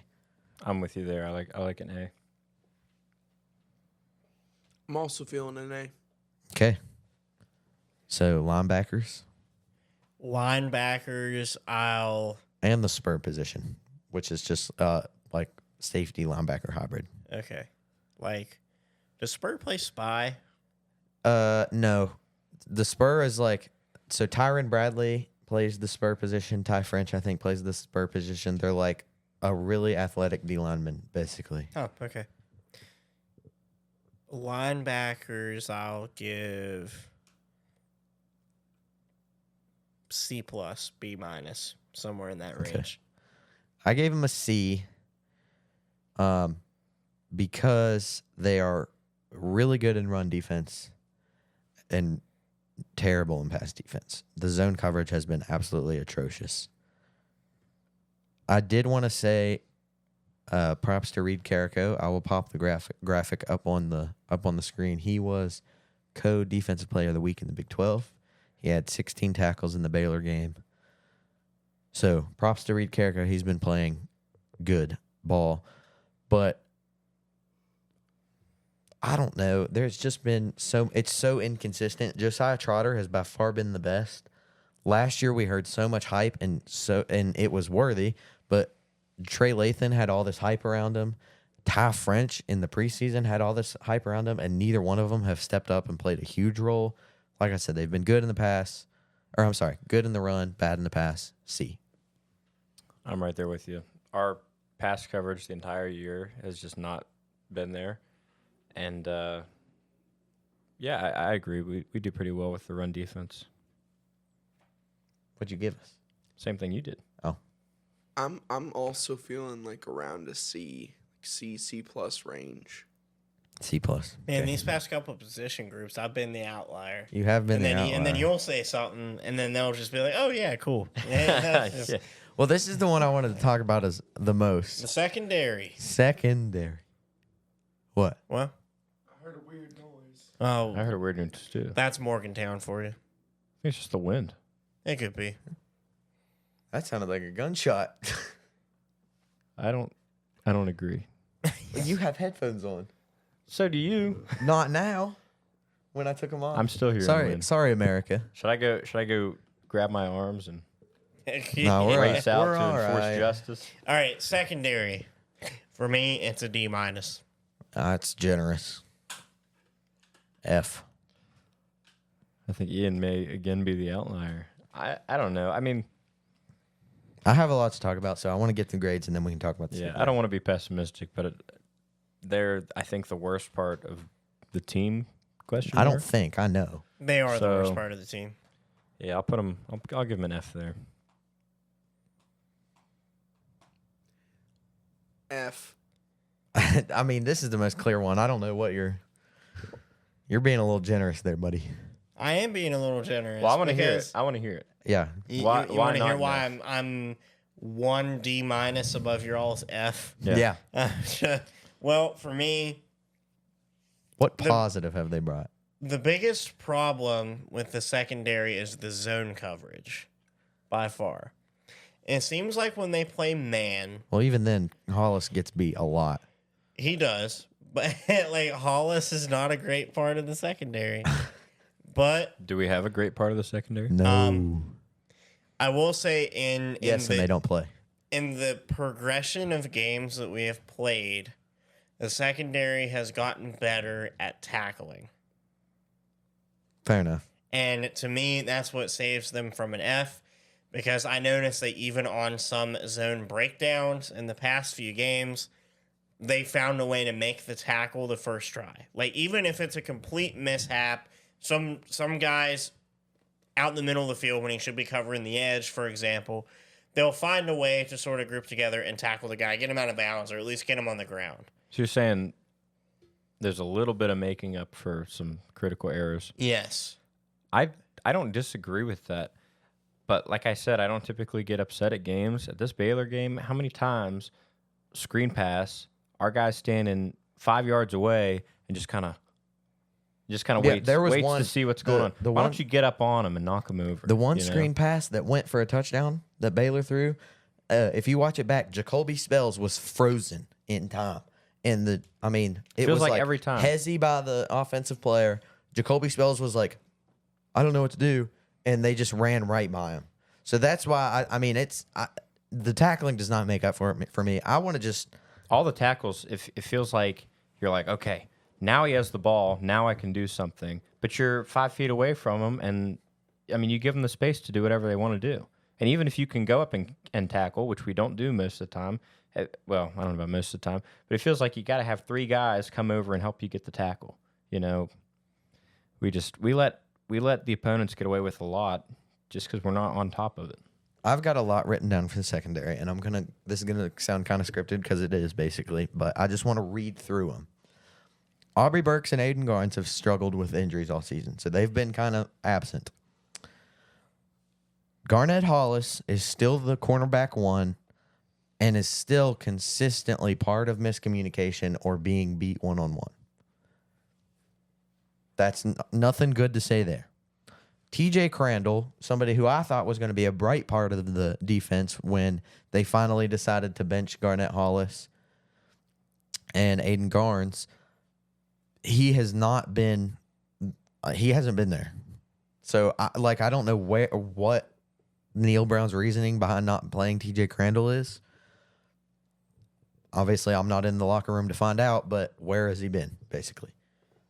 KK Tarnu, he has had some improvements, had been good on tackling a little bit, but he's very inconsistent. There was one against Baylor where he was there to make the tackle to stop a touchdown and just completely missed it.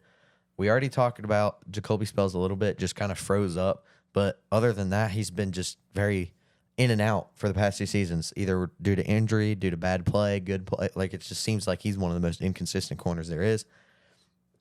What was the point of bringing Dantes Fagan in? I feel like he hasn't been there. As far as I'm pretty. Can you look up Dantes Fagan and see if he's a redshirt junior, senior? I'm pretty sure he is. Anthony Wilson seems to be the best part of the secondary, but he's still inconsistent. He's always one of the. He's a safety. He's there to stop the over the middle balls across the top, and he's not. Like, we see seam balls thrown to by the opposing team almost every game for a touchdown. That's Anthony Wilson's ball to stop, and he's not there. What we got? Senior. So Dantes Fagan's a senior. He hasn't been here all year, and he's just graduating. What? Why bring him in? I feel like that was whatever. Yeah. My goodness. Jaheim Joseph has been underperforming. I have that written down. And this is the one that irks me the most. Why? Your secondary sucks. It's plain and simple. Your secondary sucks. So why are you not making a change to give the young guys a chance? Josiah and Jordan Jackson, the Jackson brothers, Zay Jennings, Israel Boyce, all guys you have been high on from the second you brought him in. Zay Jennings, we've seen on special teams make some heck of a tackles. He made one, I don't remember who it was against, but he made one great hard tackle on a kick return. Why is he not out there? Your secondary sucks. Try to fix it. And that's the solution. I don't care. I understand that you have to see him do stuff in practice. Some people just are way better than what they are in practice than they are under the lights. Let them try. Because right now you're giving up 300 yards plus a game in the air. So I'm done with my rant. Yeah, in terms of the secondary, let's try new things. The season, for all purposes, is over. Yeah. We can try for a bowl game, but bowl games are sort of they have a tarnished legacy now because of the playoff. Yeah. But let's try to make a bowl game. And it's not the biggest deal if we don't, to me, because it could dictate staffing changes. But why not try? Especially whenever you knew stuff wasn't working last week. Why not try? And that, to me, is another coaching problem. But anyway, now that we've wrapped up all these position grades, let's move on to a new announcement for a segment that we plan on implementing into the show every week, which will be Q&A. So we've been stressing to you guys a lot in the past 3 or 4 episodes to leave your guys' thoughts in the comments on our socials, wherever you can leave them. And we have got some questions that the viewers have asked us, and we're going to start a Q&A segment and answer them on the podcast. To the best of our ability. And today in a short amount of time, because we're going for it. We're running long. Already in an hour 20, and we still got Big 12 pick'ems and UCF to preview. We're running long. I don't think it'll take that much longer to do all these. Yeah, hopefully not. Let's go on. So, what is the first question we have? First question: what went wrong, and where was the turning point of the season? Who wants it? Turning point for me, the bad turning point, was Kansas State. For me, you should have won the Iowa State game, but you didn't. There was a way we could have got past that. As disappointed as we were as a fan base, there was a clear path to get out of it, and it started with Kansas State. Now, I know we all picked against West Virginia. We all picked Kansas State on the show. But there was hope going into that game. Even after a tough loss, there was hope from the fan base. The turnout was way bigger than we thought it was going to be at that game when we got sat down. And you proceed to get embarrassed. 45-12, I think was the final score. Yeah, something like that. And 45-18. 40-18. Mm-hmm. Okay. It was another one of those things where they just gave up. It seemed like in the third quarter, we just threw our hands up and said, well, I don't know. And I feel like that set the tone for the rest of the year, regardless of what we did at Arizona with Nico. You know, regardless of the Cincinnati game that we somehow pulled out of our butts through the defense. Yeah. Like, I Such an outlier. the turning point for me was the Kansas State game, and it was clearly the defense. Because we had said on the show before that game that if Avery Johnson had a field day through the air, we were done. And guess what he went out and did? He had a field day through the air, and we threw our hands up and sat down. For me, that was the turning point by far. And what went wrong?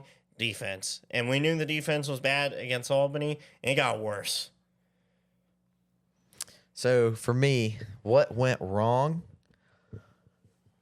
That is a question determinant upon what your expectations were coming into the year.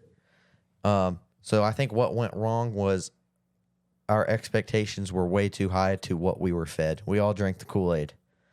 And this team does not have, I don't want to hate on the players because I do think there is some true talent on this team that is being utilized improperly, and that is what's causing us to lose games. But like we said in one of the episodes previously, the secondary was sold as one of the best in the past 6 years for the Neil Brown era, and it has been the opposite of that. It's been probably the worst. So that is what went wrong, is we all drank the Kool-Aid that we would be competing for a Big 12 title, and your coach is someone that has never even come close to that in Power 4 football. The flipping point was the second you gave Eli Holstein the ball back with 4 minutes to go and West Virginia was up 10. That was the flipping point. Eli Holstein, the second he got the ball in his hands, he was like, we're going out to win this thing. And they came back 14-0, 14-point swing. Pitt wins the ball game. If you've seen CJ Donaldson's post-game press conference after Pitt, I encourage you to go watch it. He was asked what the Pitt game meant to him, if this one hurt worse than the one in 22. He said yes, and nothing more. You can tell it hurt. Body language is important, like we were talking about earlier. That was the turning point. The What do you season got, was Matt? ended. What are you thinking? I have to agree with Tyler here. If you look at how Pitt has done this year, they are on, what do we call it, fraud detection. You need to get a job list. They're descending. Yeah. Dude, blown out by SMU. Now, I like SMU. I think they have a good shot at winning the ACC. Lost to Virginia, turned around, lost to Clemson. I think they lose to Louisville on Saturday. We'll see how Boston College goes, but I think they win it. Boston College does. yeah, I think so. They've just kind of been cruising. We should have not let that start. Should never have lost that game. Penn State, that game's going to go how it's going to go. You could see the cracks in the Albany game, but when you go into Pittsburgh and you beat the crap out of them, and the second half looks flawless, and then meltdown. That's the only way to describe. What? I don't remember it exactly, but wasn't it? Sorry. Yeah, they had negative yards. 7 yards They had throughout negative yards. up until the last 4 minutes of the fourth quarter. And meltdown, total meltdown. I mean, you could not have given the game away worse. Like, unless you literally take the ball and hand it to him, which we did. That was the Meltdown. turning point. I'm surprised Kansas came in and lost. Especially with how they've been playing lately. And they had a bad start to the season. I'm almost certain if we played that game now, they'd kick our butts. Probably worse than K-State did. We lucked out with Oklahoma State having a bad year. Iowa State beat us. Kansas State beat us. And you said it. After the Pitt game, we were going home. You're like, what'd you say, 3-9? 3-9. Yeah, that was a overreaction, but yeah. We're pretty close to that. I mean, we lucked out with Oklahoma State, and we lucked out with Kansas. Right? Kansas now, they're one of the better teams in terms of playing ability. Their schedule doesn't show where they are now. Same thing, we lucked out with Oklahoma State. They're having a bad year. We didn't play the best version of either of those teams either. And Kansas is playing their best football now, and Oklahoma State, if we played the same Oklahoma State team that played against BYU, they would have won. Yeah, I mean, the only team that we have played that was probably doing, in the best in their stride in the season is probably K-State. Iowa State maybe, but they fell off after fighting us. So, who knows how that went. For me, Pitt game was disheartening. Like, that was probably emotionally our worst loss of the year. Sure. I don't disagree with that. My turning point being the Kansas State game, my explanation for that is the game where the fans just lost faith. I don't think after the Pitt game, fans lost faith. I would like to ask you to go watch Mountaineer Paul after the game then. Well, first of all, never mind. I'm just not going to say it. I'm just not going to say it. Well, I don't know what you were going to say. No, I will tell you after the show. Okay. I will tell you after the show. I think I know, but Yeah. So, I don't doubt it though. I don't doubt it. And definitely, I felt like I lost faith until I regrouped and regained my composure after the game. We talked about it earlier. I just felt like even the casuals that only come to one game a year, like they came in and saw that Kansas State game and they're like, man, what happened to us, dude? Like, during the Pitt game, you could call it, quote unquote, a fluke because we gave them the win. Yeah, but it was early in the season, so you don't really know what to expect. That too. Right? the reason. But I have a question. Why K-State and not Iowa State? Because Iowa State was by far a better football team. I feel like can't say they were favored because they were by far the better football I team. feel like they were a better team, even considering the specific time in which we were playing them. But we talked about it on the podcast. We had everything going for us. The atmosphere was there. The only thing we had to do was go out and perform. And you didn't. And we didn't. But we never do. So where's the turning point? point? Rebuttal. The reason I say the Pitt game is because that's the second it started, and not even the Pitt game. The second you gave Eli, oh my goodness, I can't speak. Eli Holstein the ball back. Well, what about Albany? Is because that's when it started to go downhill in terms of this season is not anything of what we were going to hope it was. You had times to fix it. That was the turning point. That's when you started going downhill. You beat Kansas and Oklahoma State. You try it's like one step forward, two steps back. You lose to Pitt in the fashion that you did. You took two steps back.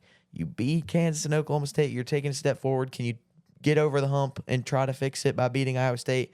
Two more steps back. You lose to Iowa State and Kansas State at home. Eric, you beat Arizona and you beat Cincinnati. Are you kind of there back in the Big 12 race? Two steps back again. So it's like, yeah, you had a chance against Iowa State and Kansas State, and you had a chance against Baylor, but when did that start? Was right after just all morale was killed after you lost the backyard brawl in the fashion that you did. And from that point, although there has been small glimmer of hope, it has always been, this isn't happening. I feel like the hope, like the feeling of what we had at the beginning of the season. I tweeted out something earlier that a bunch of people have seen. It's a picture of the crowd at Big Noon Fox for Penn State. That was gone the second that Pitt won that game. That was gone. Nobody felt as good as they did or as high on this team as they did the second Pitt won. That's why, to me, the Pitt game was the absolute turning point of the season. No, I agree. And, the wind out of our sails, we felt that at Penn State. But, in the back of your mind, you're saying, well, this is a preseason, top 10 team. They always do really well. When was the last time we beat them? Yada, yada. So it's like, whatever. They can have that one, right? You go to Albany, you see the cracks, but it's in the back of your mind. Oh, whatever. We're just having fun. We're not worried about this team. I think the Pittsburgh game, that's the sucker punch for the team. I think that's the sucker punch for the season. I mean, you get so staggered there, and then Kansas comes, and it's like, yeah, we're probably going to lose this game, right? You go to Oklahoma State. Yeah, we're probably going to lose this game. Iowa State. Everything was built up around Iowa State, and we still were like, we're probably going to lose this game. Like, we'd love to win this game. Everything's going right. We're probably going to lose this game. And we did. And then when you get to Kansas State, it's like you're laying there broken as on the season. Even if your record isn't horrible, it's just you're not in a good spot. So I agree with you. Kansas State stung, but I think the turning point was Pittsburgh. Okay, I see your point, but I'm just saying I'm still with K-State here. Fair. That's valid. I'm still with K-State. We're going like to it. disagree. I I like like it. that we disagree. That's fine. Like, I definitely see the Pitt point. I too. think those are the But, two. Yeah, I think for those sure. are two. All right. I think Pitt changed the direction. Kansas State ended the season. I think that's a good way to say it. That's a very good way It's to a put good way it. to say it. Should we move on to another question, or for the sake of time, should we go to Big 12? I want to do one really quick because I said we would talk about it, but we won't do both of them. So just the one. Okay. And we can hit on it very quickly. Yes. Is Rich Rod the answer? That's a tough question for So- me to answer. Before we do answer, this is this anonymous questionee's statement. In quotes, dream all you want, Nick Saban isn't coming back to college football, let alone West Virginia University. Jimbo got a nice retirement package of $77 million, the largest buyout in college sports history, one-time payment of $19.2 million, and then $7.2 million through 2031. He's not coming back either, which I slightly disagree with because I think Jimbo wants to coach and he has ties and has said he wants to be at West Virginia, or at least hinted, but I digress. Neil Brown's buyout is 75% of the remaining salary, whether Brown is fired today or 2 years from now. This is where it gets a little rough for some people to hear. Rich Rodriguez currently makes just north of $1 million a year at Jacksonville State and would certainly accept a deal to come back home for double his salary at $2 million. And we could assume he learned a lesson and would be here for the long haul. Brown's buyout would be split over 2 to 3 years. Surely the university could pay him off with the difference of what he currently makes compared to what Rodriguez would make. So this is kind of a two-part question. Do you think Rich Rod would come back to West Virginia? And two, it has been 17 years since the dreadful night in Morgantown that we all know. How do you think the fan base would react to Rich Rod 2.0? Do you want to go first? I'll go first. To answer part one, scroll back to him. I still want to look at him. To answer part one, do I think Rich Rod would come back? From his point of view, I don't know why I almost said shield. I saw the word shield on the laptop. From his point of view, yes, he would. Happily, because like they stated, it's a revenue increase, and it's a nostalgic place. As for the fan reaction, it would be mixed, because some people just we've moved on from the past. We don't want to deal with the past anymore. We don't have the same players. It's not the same school as it was 17 years ago. Some people would hate it. Meanwhile, you would have other people that would love the move because of the history that he brought to the program and his, how do I describe it? His aura. Rich Rod had an aura when he was here. I said to you in the car, I was like, can you imagine the vibes around Morgantown if Rich Rod pulled up in a windbreaker quarter zip visor competing for the Big 12? Yeah. For students, I feel like he'd win the heart of students. So there's that. Would I like to see Rich Rod? No. Okay. And I wouldn't like to see him because the biggest thing for me is there's a reason he's at Jacksonville State and not at a bigger program. There's a certain reason for that schools and administrations know that we don't particularly, but there's a reason he's there. And he's been changing jobs. Like, everyone gets sick a couple times a year. He changes jobs a couple times a year. I feel like there's a reason he's at Jacksonville State. I think it'd be cool to see him on campus. I think it'd be cool if he came back for a game. But I overall would not like to see him. I don't think he's the answer, but it's a possibility. Mine. Mind you, I've done a lot of research about this one particular topic within the last 4 hours, including having a conversation with the anonymous person that gave us this question. A, do you think Rich Rod would come back to West Virginia? Yes. For nostalgic purposes and, like you said, the salary increase, I don't think he would even question it. If Wren called him up today, I think he would take the job. B, part 2. It's been 17 years since that dreadful night in Morgantown. How do you think the fan base would react to Rich Rod 2.0? Nothing else matters if you're winning the football games. If Rich Rod were to come back and go 10-0 like Kurt Signetti is currently going in Indiana, it doesn't matter what happened 17 years ago. Half the people that were fans of this program 17 years ago are dead. No offense. Like I don't mean that harmfully, but you know what I'm saying. Okay, that is on the back of everyone's mind. What is on the front of everyone's mind right now is 6 years of the worst West Virginia football we've ever seen. If he were to come in here and start winning, he's the second winningest head coach in West Virginia football history, second to Bill Stewart, I think, right? Pretty sure. Winningest is Don Nealon. Nuh-uh. Is it really? That's what I'm looking at. Maybe I'm mixing them up. He was here forever. Well, that's why I'm thinking he can't be the winningest because he had some bad seasons. Maybe I'm tripping. Whatever. Point still stands. You win the football games, it doesn't matter. Pat McAfee had a lot to do with the same game we're talking about. Pat McAfee is a national treasure on campus now. Okay? You saw the turnout for the Pat McAfee show in Morgantown. You saw the turnout for the spring game when it was him versus Pat White. I don't think that fans would care what happened 17 years ago if he fixed the abomination that is West Virginia football currently. We've added our kind of third part to it. Do I want to see Rich Rod in Morgantown? Yes, I do. And not because I think he's the best option, but I do, now that I've realized that he would be probably the cheapest option, but because he has history of winning.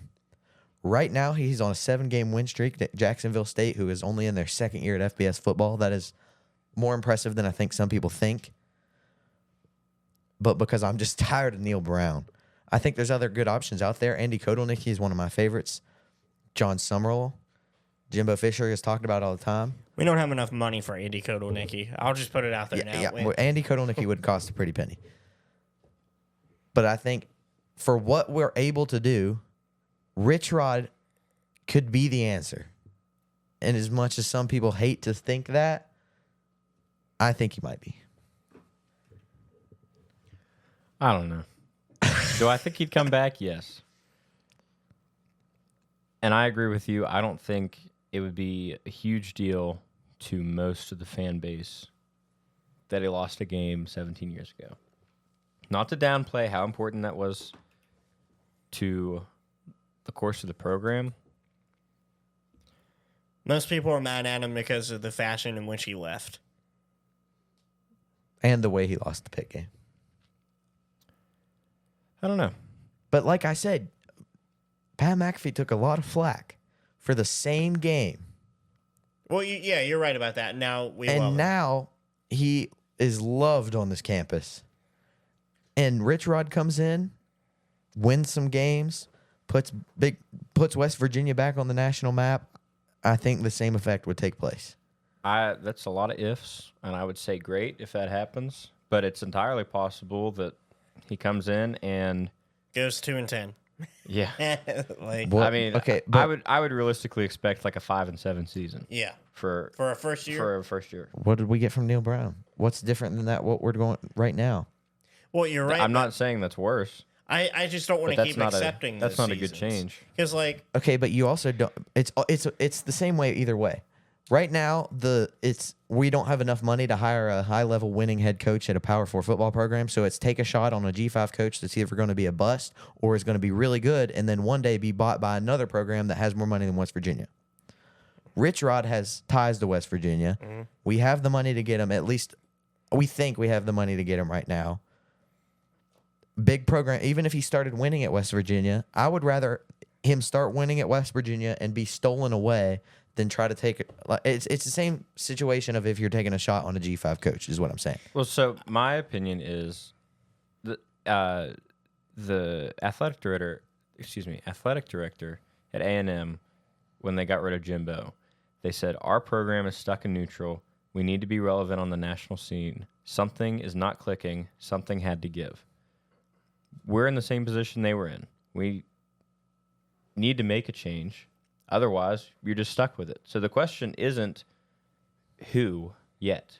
The question is, do we need to make a change? And I think the answer is yes. That answer is yes. So, then you move on to who, and I think that would be a good shot. I mean, I don't have all the answers, obviously, and realistically, you don't know, because they picked up Jimbo and said, this is going to be great. We're going to be, nationally recognized, and he did lead them to the highest finish in the season, I think, in program history. But then afterwards, they were just kind of middle of the pack again. So Rich Rod is an offensive mastermind. Imagine some of the players we have with him right now with his offensive scheme. I don't know. I think it'd be a good move. Jaheim White has the potential to be one of the best players in college football between his receiving and running ability.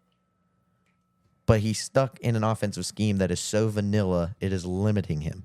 Now, you think the recruiting would be a lot better too? Oh, 100%.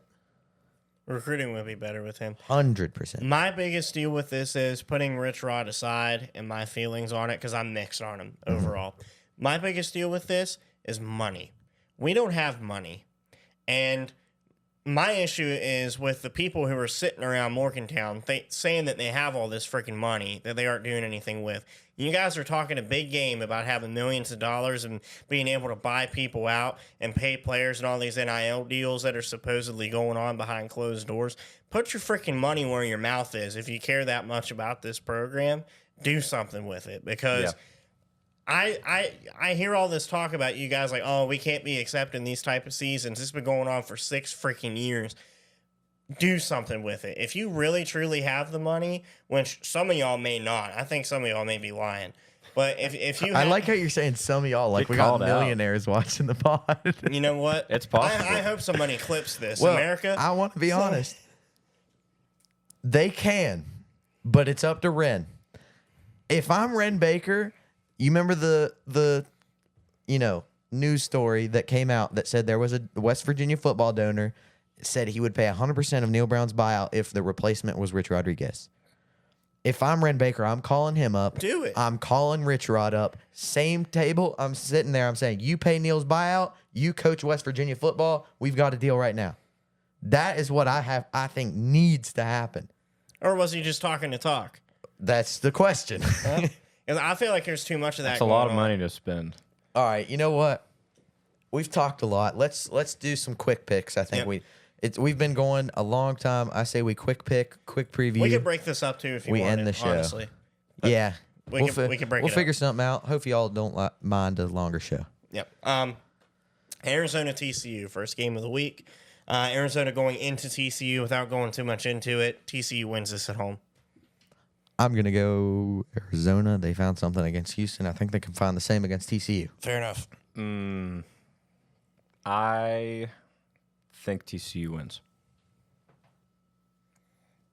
TCU.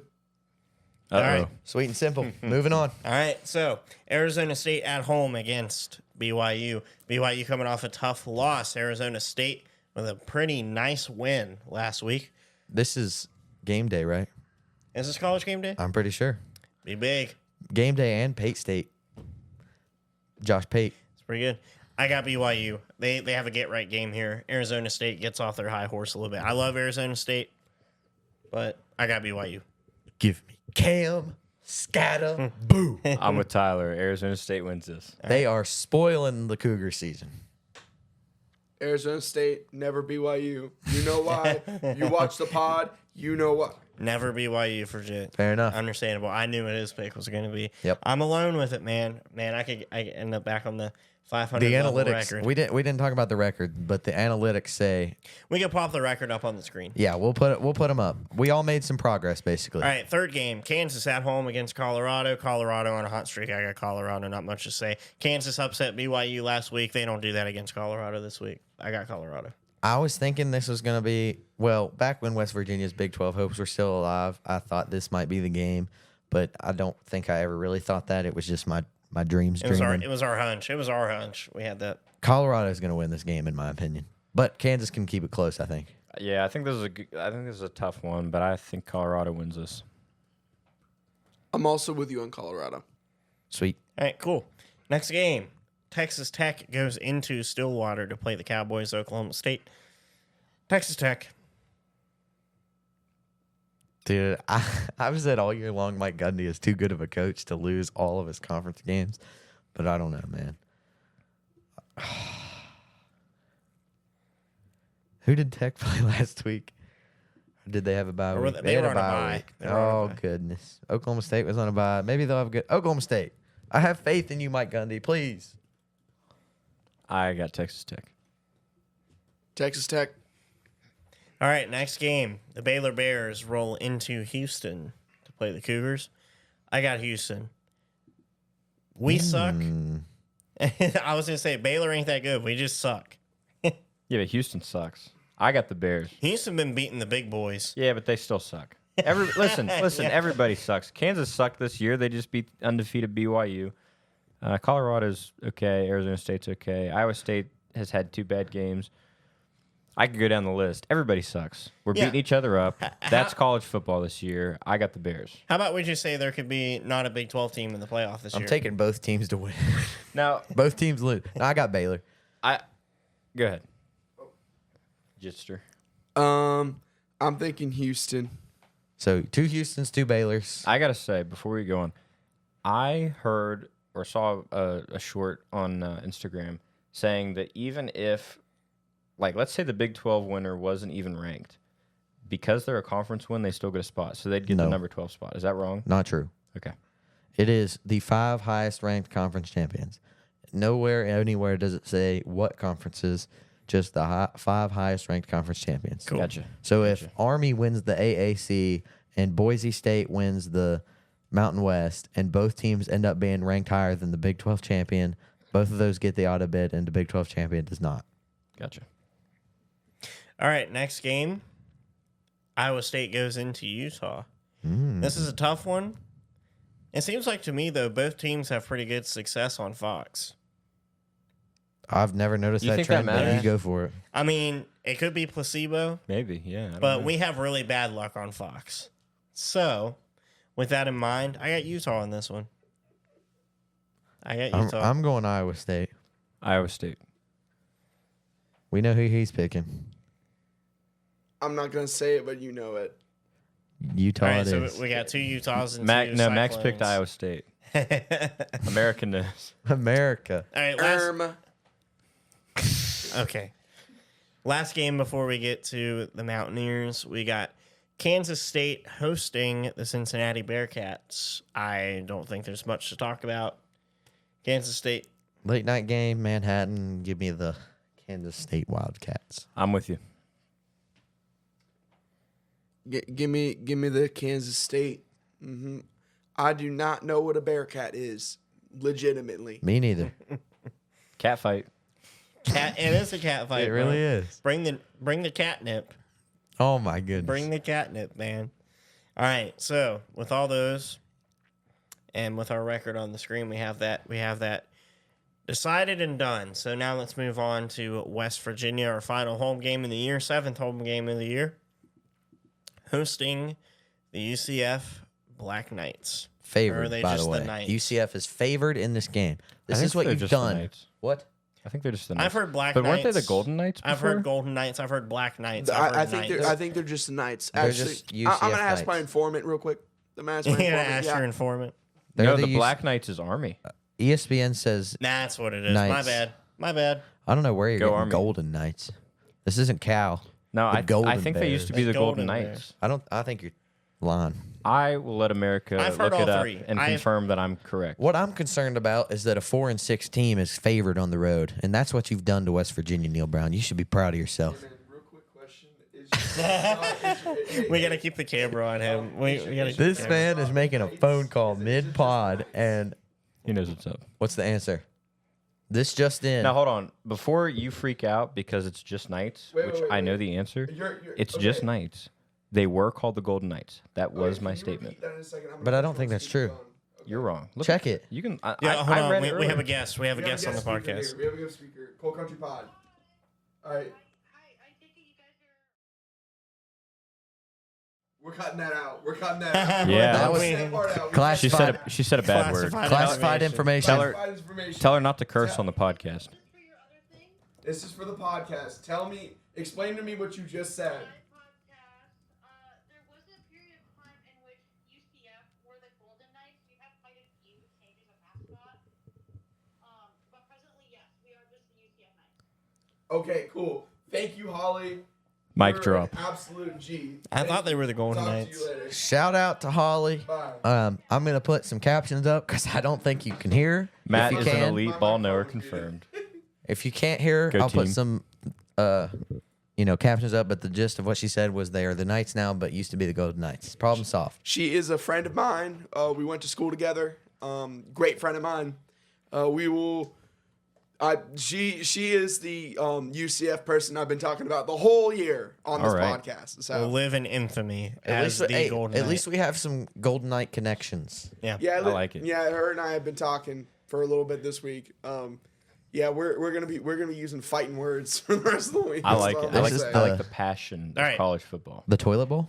Let's make our pick. Give one key to the game. We'll go around. My pick: West Virginia.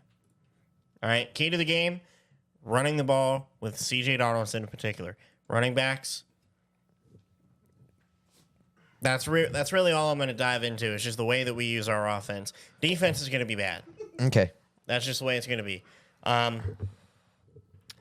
I want to go out on a win. This is going to be the last home game as a student for me. There's no way I want to go out on a loss. By the way, me and Matt will be up on the big screen if y'all are there. So Yep. we will be up there. But I got West Virginia, even with a bad defense. Would you like me to skip you again, Tyler? No, I was gonna pick UCF and be funny. Is that funny? No, I was gonna pick UCF and say my key to the game is because I want a coaching change. You But see that anyone is laughing funny. here? I'm That is sorry, funny. I just but giggled. I wanted. He did. He giggled. Oh man. But I'm gonna pick West Virginia because I want Big Man and Matt to go out on a win. I want them to experience one last bowl game with the boys. That's all you got? West Virginia. All right. Give me the Mountaineers. The Mountaineers are gonna win the football game. Oh, I love it. I'm iconic as a ball knower, by the way. We're going to win. Now, I think we would have beat Baylor if our offense would have scored because if you have no people, hear me out. If you have no one on the field when you're on defense and you just let them score, at least you could tie the game if you also just score every drive. So give me the Mountaineers. Cool. We're playing ball. Jit, what you got for 3 us? picks for the Nears. You should be very torn on this. I'm very torn on this. Don't be torn. You go to Okay. school here. I know, but I have to say an apology. Not to you guys. I'm sorry, Holly. I'm very sorry. Love you, dude. Great friend of mine. Loved being in the Raider Regiment with you. Great time. But I'm really sorry. It's got to come to this. I usually pick UCF. Every single time I pick UCF. There's a record. You can see that. But I'm really sorry. I'm really sorry about this one. Mountaineers all the way. Absolutely. Jit bleeds gold and blue, baby. I bleed. like That was a long I way to bleed- say I go to school here. No, I've got to. It's called being dramatic and funny. No, I got it. That's I his get it. whole brand. Look at the Is there a man's short answer? beanie. Look Yeah, at the I get- man's beanie. I dude. So agree. Have you guys even seen my new? Hold on. Jit, I we've just been bought- going I for just 2 bought- hours. I just bought this yesterday. That's all I'm gonna say. We're done. I'm done. I got this yesterday. A nice corduroy. Insane. I'm insane. I wear corduroys and beanies. Pretty much all my clothes is by the Empire brand. That's it. That's all I need to That's explain. shit. Put that on a t-shirt. Underdog. Put that on a t-shirt. Can I just say that I hope Nico starts? Can we talk about that before? No, we got 5 minutes till the 2-hour mark, and, All right. we're gonna cut it off at the 2-hour mark. You go for it. I'm not going to talk on it because you know where I stand. I told you all earlier that I didn't think Nico would have won us the game, but holy cow! If you all do not know ball, if you're saying that Garrett Green has played better than Nico Marchiol, okay, let me just give me a moment. Can I just say, put Garrett in as a running back every once in a while because he can run. But why not have a quarterback and a running back instead of having one quarterback who runs like a running back and doesn't throw very well? That's part of the little gist that I'm going to get to. And we also have a really good running back room that we're not utilizing. On the season, Garrett Green is 54% completion, 11 touchdowns, 9 interceptions. Before I move on, I would like to stress that he should have far more interceptions. The end of the Pitt game where he was just throwing up, I hope this gets caught by one of my wide receivers downfield balls. I mean, they should have been picked off. The one against Baylor in the end zone that got tipped for a touchdown, that should have been picked off. So really the interception is skewed because there are far more than what has actually been caught as interceptions. So 54%, 11 touchdowns, 9 interceptions. Nico Marchiol on the years, 67% completion percentage, 5 touchdowns to 2 interceptions. On the other hand, one of Nico's interceptions was thrown up as a 50-50 ball where he was put in a terrible situation against Penn State, one of the best defenses in the country. I'm not even going to count that against Nico. You get put in as the second-string quarterback in a bad situation, and you try to throw up a 50-50 ball trying to give your team a chance to come back in the game. Come on now. 67% completion to 54% completion is all you should have to hear. I understand the sample size, like what you were talking about a couple episodes ago about, law of averages. Dude, get him in there so we can get some more stats. It's not the they're same. Good stats I so get far. it. He's 4-0 as the starter, basically. I know he's only started 3 times, but the one against Pitt, he was basically started. He played all but 2 series and basically played most of the second series too because that was the one Garrett got injured in. I'm considering that 4-0 as a starter. He has played the best game by a West Virginia quarterback in the past 2 years, going 18 for 22 against Arizona, 2 touchdowns, and 0 interceptions. There's not a comparison. Again, the sample size matters. But you put Nico Marchiol out there, give him control of the offense, let him throw the ball 40 times like you did Garrett Saturday. And I guarantee you he will perform better than what Garrett has performed on the year. I love Garrett. I love his grit, his determination, his drive to win the football games. He is the heart and soul of this football team, but the team is lost. Neil has lost the locker room. There's no longer a desire to play for a coaching staff that is not coaching properly. So let the guy that is throwing at a 60, let the quarterback play, not the running back. I'm sorry. Heisman watch next year? I'm not saying it again. Nico. I'm not saying it again. I'm saying that. All Alright. And we jinxed it. No, I'm saying that. We've gotten everything at out of the the stats. way. I did it just before 2 hours. We've gotten everything out of the way. We've run a little long. It's been a great episode, though.